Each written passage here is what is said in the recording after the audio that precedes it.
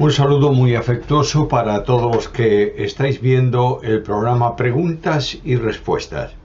Comenzamos a contestar aquellas que tenemos seleccionadas para el día de hoy, empezando por la que envía Ángela Silva. Y dice: un creyente, si está pasando por una crisis espiritual, puede ser tentado por su naturaleza caída o por el demonio, de pensamientos de lujuria, y uno es aplastado por su conciencia. ¿Qué tiene que hacer para recuperar una vida de santidad y sentir la paz y el gozo de Cristo y disfrutar de su posición de hijo de Dios? La Biblia es muy clara. La tentación puede venir, nadie puede evitarla.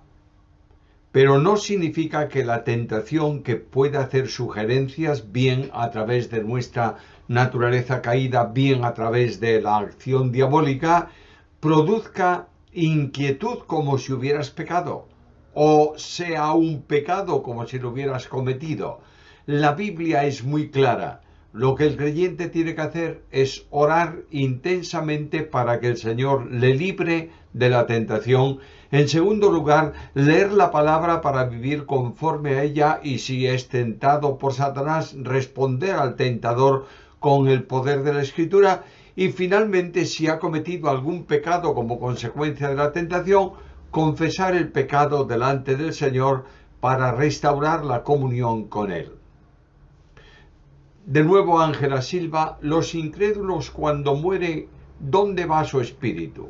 ¿Dónde fue el rico? El salvo va a la presencia del Señor y el incrédulo va al lugar de condenación, esperando la condenación definitiva y el estado definitivo de esa situación en el final de los tiempos. Jonathan P.R.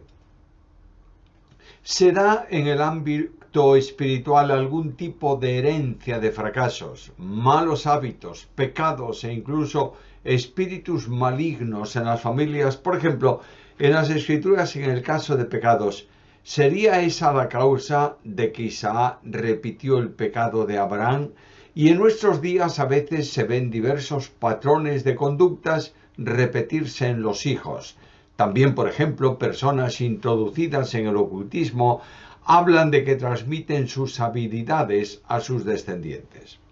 Primero, los pecados individuales, es decir, los pecados cometidos por el individuo, no son heredados. Heredamos el pecado original que traemos arrastrado desde nuestro primer padre Adán, que pecó, pero el modo en que los padres cometen acciones contrarias a la voluntad de Dios no significa que los hijos las vayan a cometer. Sin embargo, el ejemplo del padre puede conducir a un hijo en un camino semejante. Los que viven en el mundo de las tinieblas, ocultistas, satanistas y personas de ese estilo, pueden afectar en ese mismo sentido a quienes no son creyentes, porque no están protegidos por el poder de Dios. Pero los pecados generacionales no existen. Por tanto, cada uno es responsable de sus acciones delante de Dios. Leticia Bardales: Pastor Samuel, igual es pecado el hecho físico de adulterio. Aclare esto, por favor, porque deja este punto muy flojo. Se refiere al Sermón del Monte, cuando comenté sobre el pecado de adulterio, y creo que no necesita ninguna aclaración. Si el pensamiento que desea cometer un acto de adulterio es considerado adulterio delante de Dios, necesariamente el hecho físico de un adulterio es adulterio ya en sí mismo. Pero este hecho físico se origina siempre en el pensamiento y en el deseo perverso de la persona. Por tanto, recalco, es pecado desear cometer un adulterio, y es pecado, sin duda ninguna, cometer un adulterio. Adán Losada Motos: ¿cómo podemos demostrar que el censo de Lucas 2 no se refiere al censo del año 6 después de Cristo y en cambio sí se refiere al censo del año 8 antes de Cristo. Mira, no hay una demostración clara porque no podemos fijar tampoco la fecha de nacimiento del Señor Jesucristo. No hay demostración directa. Cualquiera de los dos censos podría valer, en el sentido de que Jesús no nació en el año 0 actual, sino que hay una diferencia entre 5 a 8 años entre el nacimiento y el calendario que nosotros tenemos hoy. Angélica, tenemos dos naturalezas los creyentes. ¿Qué parte de mí es la que peca? ¿La carne? Quien peca es la persona, no la naturaleza. La persona es seducida y atraída por la carne que le conduce a pecar.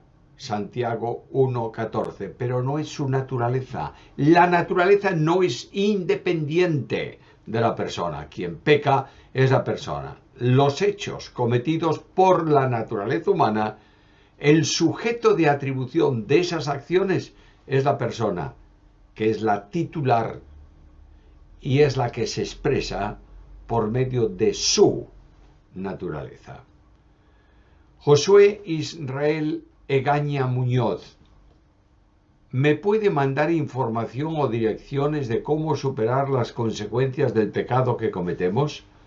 Sabemos que, aunque somos creyentes, igual pecamos, y aunque seamos creyentes, igual consecuencia por pecar vendrá a nuestra vida. No hay más acción que realizar cuando cometemos un pecado que confesar el pecado. Primera carta de Juan, capítulo 1, versículo 9. De modo que cualquier literatura que hable sobre el pecado, etcétera, etcétera, no puede expresar más de lo que está expresando la Biblia. No hay más defensa para el pecado que vivir en el Espíritu. No hay más esfera de triunfo personal que vivir a Cristo. No hay otra victoria que la fe que vence al mundo. A veces, si nos dejamos de tanta literatura sobre un determinado tema y nos centrásemos un poco más en la Biblia, seríamos verdaderamente vencedores. Ninguna literatura es aplicada por el Espíritu Santo a la vida de la persona, solo la palabra de Dios. Isaac Saavedra, en Juan 15, 2 y 6, acerca de la vid verdadera, Jesús dice las siguientes frases: todo pámpano que en mí no lleva fruto, y el que en mí no permanece, y los echan al fuego y arden. Yo interpreto que en ambos casos se refiere a los falsos cristianos que no tienen el Espíritu Santo, por lo que tampoco producen fruto ni permanecen en Cristo ni en su doctrina, teniendo por destino el lago de fuego. Sin embargo, escucho a algunos hermanos que interpretan que esos pámpanos sin fruto que no permanecen en la vid sí son creyentes y el fuego que les quema es la disciplina de Dios, no el infierno. ¿Cuál es la interpretación más fiel? Voy a traducirte el texto también de esta manera. El que no permanece en mí, o si quieres mejor, todo pámpano en mí que no lleva fruto, que es una traducción más correcta o más precisa del texto griego. Está hablando de creyentes que estando en Cristo se niegan a llevar fruto.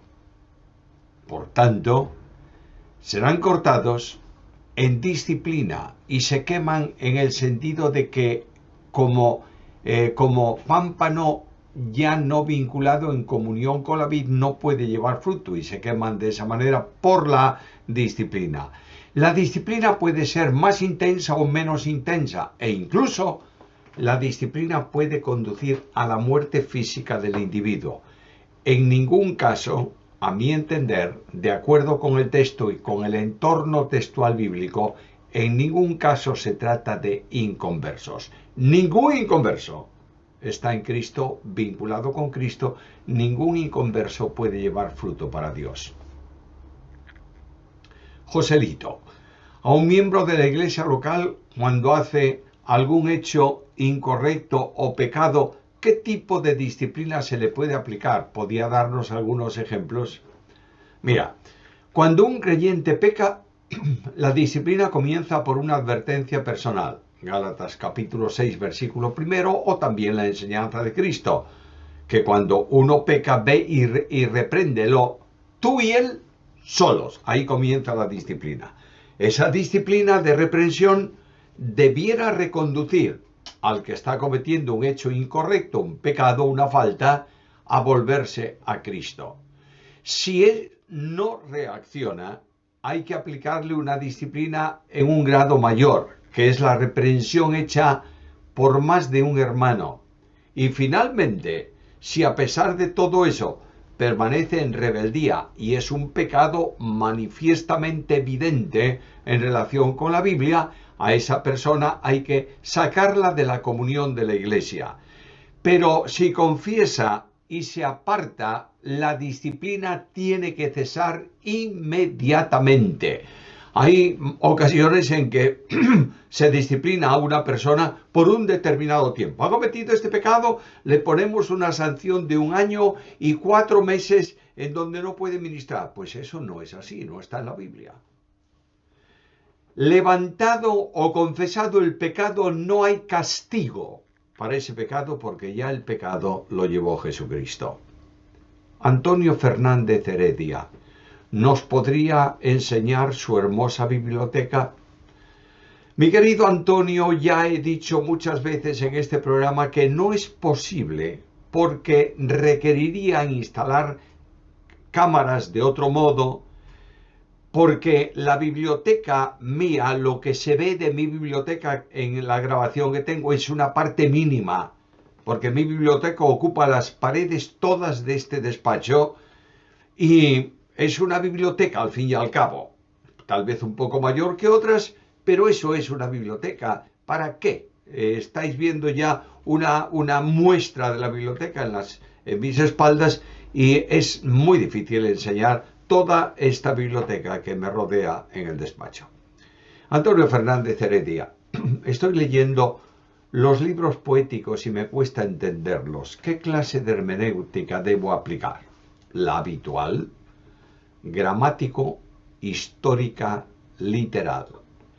Pero como los libros poéticos están llenas de figuras de dicción, es bueno tener un comentario que ayude a entender esas figuras de lenguaje. Siglo XVI. Dios salvó o llamó a aquellos que él sabía que iban a creer en él. Primeramente, Dios no es un mago que actúa porque es un adivino. Dios es Dios y es soberano.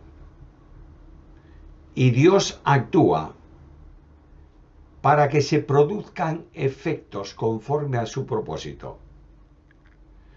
Dios llama a todos los hombres que escuchan el Evangelio. El que cree en Cristo tiene vida eterna. El que no cree ya ha sido condenado. Y esa es responsabilidad personal. Pedro Escoto puede comentar la posición física que tomaron agua los 300 que pelearon con Gedeón y cómo tomaron agua los otros. Es muy simple. Unos, la mayoría, se arrodilló para beber cómodamente. Otros tomaron el agua con las manos y la llevaron a la boca. Estos fueron los que Dios señaló, los 300, para acompañar a Gedeón en el conflicto que tenía delante con sus enemigos. Max Akin. ¿Puede una maestra de escuela dominical enseñar a los niños mientras ella es separada de su esposo?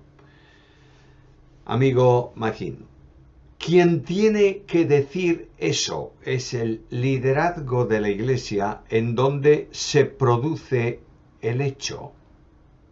No podemos entrar en una cosa que nosotros desconocemos. ¿Por qué esa circunstancia? ¿Cuál es la razón? César Salazar. Quisiera saber cómo poder contactarme con usted, ya que nos gustaría, como Iglesia, su visita a Guatemala. Sé que su agenda es muy llena, pero me gustaría conocerla para saber si tiene espacios disponibles. Voy a darte el procedimiento. Es enviar una invitación al equipo que coordina el Ministerio Internacional, indicando el propósito, es decir, queremos invitarle, el nombre de la iglesia y las fechas que interesaría, etcétera, etcétera. Esto se dirige por escrito, por email, a la siguiente dirección: susanac, es decir, susanac@unidavigo.es. Se contestará rápidamente a la petición informando lo que hay. César Salazar: ¿los muertos en Cristo están conscientes en el cielo? ¿Qué tipo de conciencia tienen? De igual manera, los que van a la condenación eterna, igual están conscientes, plenamente conscientes todos, tanto los que van a la presencia del Señor como los que se pierden. No existe lo que algunas sectas llaman el sueño del alma. Daniel Alejandro: ¿es recomendable que un cristiano acuda al psicólogo? Si lo necesita, no hay ninguna razón bíblica para que no lo haga. Siempre es mejor un psiquiatra, porque trata médicamente los problemas de la mente. En ambos casos, se visita a un especialista y se visita por necesidad. Esa idea extraña y rara de que un creyente que tiene una depresión o un problema mental no debe acudir al psiquiatra o al psicólogo porque resulta que no hay enfermedades mentales o espiritual, de la parte espiritual para un creyente, no es verdad, no es bíblico. Un creyente puede tener una depresión y el pastor de la iglesia o el consejo de ancianos de la iglesia no tienen capacidad técnica para resolver el problema. Acuda al médico psiquiatra o acuda al psicólogo si es necesario. Josías Ortiz: ¿cuál se considera que es la razón por la cual existe tanta división en la Iglesia de Cristo? Tantas denominaciones e interpretaciones distintas acerca de la doctrina general. ¿Deberíamos buscar la unidad a expensas de nuestras convicciones doctrinales? Ningún aspecto de doctrina, fundamental o general, es negociable. Lo que debe hacerse es ayudar a los que han llegado a un nivel estudiando la palabra para que todos caminemos por ese nivel al que hemos llegado, y esto ya forma parte de la unidad de la Iglesia. No hay duda ninguna que la unidad es resultado de la acción del Espíritu, y cuando el Espíritu no actúa libremente, hay tantas fracciones y divisiones. Pongo un ejemplo. Cuando tú vas por una larga extensión donde se siembra trigo y se ha arado la tierra, notas inmediatamente las líneas, las vallas, las murallas, los alambres que dividen las propiedades, y te das cuenta que una propiedad llega aquí y la siguiente llega allá, etcétera, etcétera. Cuando el trigo crece, todas esas divisiones quedan metidas dentro del trigo y da la impresión de una sola propiedad, aunque sean muchas. Es una ilustración de lo que es el fruto del Espíritu actuando en la Iglesia de Jesucristo. Elimina fracciones y divisiones. Adri: ¿qué sucede cuando se apaga y se contrista el Espíritu? Pues muy sencillo, no actúa en la vida cristiana y el creyente queda sin dirección y sin poder. Por eso es necesario recuperar eso para andar en el Espíritu. Pablo Ruz: me llama la atención que se hable poco de la autoridad de Dios en las teologías sistemáticas contemporáneas, o que no tenga un apartado como sí lo tienen los atributos de Dios, las Escrituras, Cristología, etc. Lo que me gustaría saber es, ¿qué es la autoridad de Dios? Su atributo de su carácter, es parte de su esencia, es un derecho. ¿Me podría hablar sobre la autoridad de Dios y recomendar algún libro que trate este tema? Mira, la autoridad de Dios es una expresión esencial de su condición divina. Es Dios, es autoridad. Generalmente se estudia la autoridad de Dios en la teología propia, sección de la teología sistemática, en la cristología, en la neumatología, en la bibliografía, y generalmente se estudia acompañando el estudio de autoridad de sus otras perfecciones. Por tanto, es ahí donde tenemos que investigar sobre la autoridad de Dios y donde tenemos que recurrir, si necesitamos ayuda, para estudiar esa manifestación divina. Emilio Francisco Copa. ¿La mujer puede abrir o predicar en una reunión formal? La interpretación de esto, el si debe o no debe, si puede o no puede, corresponde a los líderes de cada iglesia local. Quiero formular una pregunta. ¿Qué es reunión formal? ¿Hay reuniones informales de creyentes? Cada vez que los creyentes se reúnen como iglesia, ¿es algo formal o no es formal? De modo que los líderes determinen si las mujeres pueden abrir o no una reunión de iglesia y establezcan las razones y sean respetados y obedecidos. María Lilia Sanabria Rodríguez. ¿Podría por favor explicarme Génesis 37, 9 y 10? ¿Por qué José soñó que su madre también estaría en Egipto? Mi querida María, ¿en dónde se lee que la familia de José, incluyendo su madre, su padre, sus hermanos, estarían en Egipto? Simplemente en el pasaje se habla de que él gozaría de una posición más elevada que el resto de la familia, en lo que estaba incluida también su madre. Jonathan Lozano Mendoza. Cuando Jesús dijo perdónalos porque no saben lo que hacen, era tanto a romanos como a judíos, especialmente para los judíos por causa del pecado hecho con premeditación para el que no había sacrificio expiatorio, pero en general se aplica a todos. La ignorancia no exime del cumplimiento de la voluntad de Dios, pero Cristo dice al Padre, tomémoslo como un pecado de ignorancia para que haya remisión. Y la prueba de que fue escuchado es que se predica el Evangelio, Hechos capítulo 2, y 3.000 personas de los que estuvieron involucrados eran del pueblo de Israel en lo que ocurrió con Jesús. Fueron salvos por gracia mediante la fe. Jonathan Lazo Mendoza dice, cuando Jesús dice, ¿por qué me has desamparado?, dicen que transliterado al griego tiene aún más énfasis y quiere decir, ¿para qué me has atado? Por cuanto el pecado fue tal que se dice con o para con relación a lo mencionado antes. El verbo que se usa en Mateo 27:46 es el verbo griego peipo, que significa dejar, modificado con la preposición antecedente kata, abajo. De ahí que signifique dejar, abandonar, desamparar, dejar tras sí.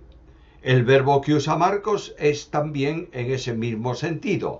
No veo que pueda traducirse literalmente como me has atado, para cuya expresión hay otros términos en el idioma griego.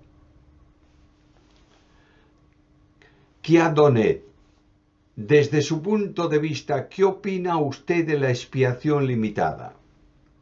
Yo no tengo más punto de vista que el bíblico, y no me permite aceptar a la luz de la Biblia la expiación limitada, en el sentido de que Cristo no murió por todos, sino por algunos, ya que la Biblia afirma que Cristo murió por todos.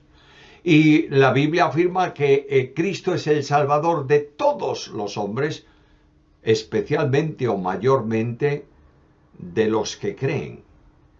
Lo que yo creo es que en la cruz se produce una expiación potencial, mediante la cual Dios hace salvable a todo hombre, y una expiación virtual, que es aplicable solamente a los que creen.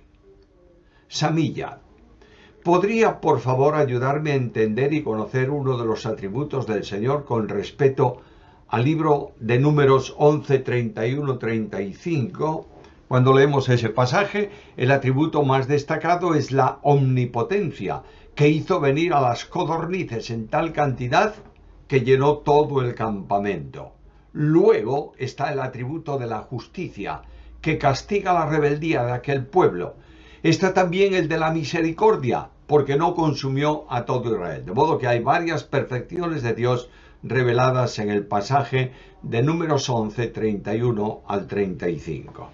Samilla, de nuevo, al leer Números 12, donde habla que Aarón y María hablaron contra Moisés, me salta una pregunta. ¿Por qué solo María queda leprosa, mas a Aarón no le sucede nada? Pues mira, no hay ninguna otra respuesta más que la soberanía de Dios que determinó aquello. Y eso no significa que Dios haga acepción de personas, sino que por alguna razón que Dios conoce y que el Espíritu nos oculta, no lo revela en la palabra, que solo podemos suponer, María quedó leprosa y Aarón no quedó leproso. Siglo XVI. ¿Ha leído el libro de John MacArthur, Los planes proféticos de Cristo? ¿Ha pensado en escribir un libro en respuesta al milenarismo? No he leído ese libro. Y tampoco soy dado a polémicas. Solo respondo a las preguntas que se me formulan. De manera que generar un libro en respuesta, desde el punto de vista dispensacional, en respuesta al amilenarismo, no entra en mis planes por ahora. Pedro Escoto, si un católico cree en Cristo pero no se bautiza de adulto, ¿no es salvo? Ya hemos contestado esto también muchas veces, Pedro. Sea quien sea, católico, protestante, maometano, budista, ateo, lo que sea, etcétera, etcétera, se salva solo cuando cree en Cristo. El bautismo no tiene nada que ver con la salvación. Jonathan PR. ¿Por qué en la Biblia se reconoce de parte de Dios como algún mérito o superioridad de carácter en algunos hombres? Ejemplo, el profeta Ezequiel anuncia que si estuvieran Noé, Job, Daniel en la tierra en determinadas condiciones de decadencia, sin embargo ellos por su justicia salvarían su vida. O por ejemplo el rey Josafat, en medio de una reprimenda, se le hace un reconocimiento. Pero se ha hallado en ti buenas cosas, has dispuesto tu corazón para buscar a Dios. Me es difícil plantear la pregunta, espero que se entienda. Esa justicia o cualidades que poseían no provenían más bien de Dios, que se las dio a ellos, como dice el apóstol, ¿qué tienes que no haya recibido? De ser así, ¿por qué ellos reciben el reconocimiento como si fueran algo atribuible a ellos mismos? ¿Hay hombres mejores que otros en sí mismo? Primero, estas citas hablan de que por su justicia salvarían su vida, es decir, porque han creído. No hay justicia personal hecha por un hombre que pueda darle la salvación. Esto lo sabemos todos, por tanto, no está hablando de esto, pero está refiriéndose a hombres que manifestaron una justicia propia de un creyente. Indudablemente, toda acción que corresponde a Dios y conforme a su obra viene por el impulso de Dios mismo en el corazón y en la acción de aquel que lo va a realizar. No hay hombres mejores que otros, y una vez que un hombre ha sido justificado, vive como justo en vidas ejemplares, porque Dios estaba en ellos y operaba por medio de ellos. Antonio Fernández Heredia, ¿qué luz crea Dios en el primer día si el sol, la luna y las estrellas son creadas en el cuarto día? Ya hemos contestado esto, creo, en el programa anterior. La luz aquí pone de manifiesto el inicio de la creación, en contra de las tinieblas que están sobre un mundo desordenado y vacío. Antonio Fernández Heredia, ¿con qué propósito endureció Dios el corazón de Faraón cuando no los dejaba salir de Egipto? Mi querido Antonio, Dios no endureció por su determinación el corazón de Faraón. Dios confirmó la dureza del corazón de Faraón después de que por 6 veces se lee en la Biblia que Faraón endureció su corazón. Es sólo a la 7ª vez cuando dice que Dios, confirmando la dureza de ese corazón, endureció el corazón de Faraón, pero no antes. William Osvaldo Pérez Pérez. He escuchado a varios teólogos decir que Romanos 5 es la base del cristianismo. ¿Usted lo ve de esta misma manera? Bueno, Romanos 5 es uno de los capítulos que con mayor firmeza presenta la justificación por la fe. Pero esto ya estaba también en el Antiguo Testamento y no es una novedad del cristianismo. El hecho de que Martín Lutero haya tomado ese capítulo de forma especial para hablar en contra de una iglesia que hablaba de salvación por obras, no por gracia, y de salvación por méritos humanos, no por la fe, no significa que sea la razón esencial del cristianismo. William Osvaldo Pérez Pérez, si quedara solo en una isla y tuviera que elegir un libro de la Biblia, ¿cuál sería su elección?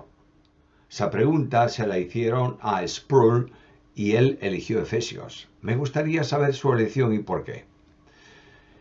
Mi querido William, no puedo hacer elección de un libro de la Biblia porque es la Biblia entera lo que me interesa.